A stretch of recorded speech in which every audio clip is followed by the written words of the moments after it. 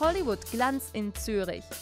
Wir hatten die einmalige Gelegenheit, den südafrikanischen Star Sharlto Copley live auf dem grünen Teppich des Zurich Film Festivals zu treffen.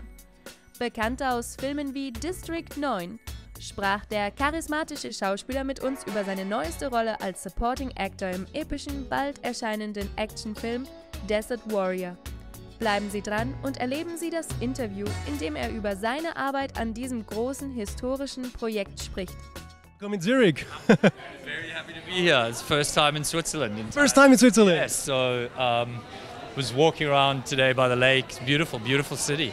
Amazing. And speaking of beautiful, I mean, how would you describe, like the landscapes of Tabuk and Saudi after having been there? Because obviously it's always different to see something on images or to be actually there.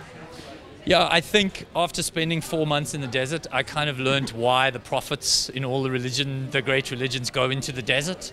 All the stories are like Muhammad's in the desert, Jesus is in the desert, and it's a very spiritual place. It's not just physically beautiful, it's quite profound to be in the desert like that, in such a quiet beauty.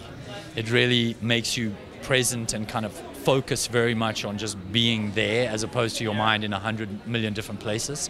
It was a very powerful experience for all the cast. We still have a cast group on WhatsApp that we all still text on, which I've never had in a movie. 4 years later, I've never had that, Usually there's 1 or 2 people that you can befriend and stay in touch with, but this was unlike anything.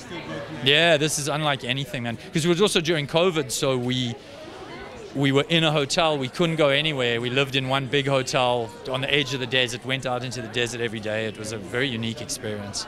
That's beautiful to hear. And I was wondering, what would you say has been like for you the most fascinating aspect, not only about playing the character, but also, the time period the movie is set? Well, there were lots of fascinating elements. I mean, I didn't know at all about the story. It's a historical it's based on a historical story of a woman who really did unite a whole bunch of Arab tribes, which is quite interesting. And I've always been interested in the strange kind of tribal nature of humans. And this was an interesting exploration of that before Islam, before, it's really, really early days in that part of the world. And so it was kind of like a little bit of a history lesson in a way.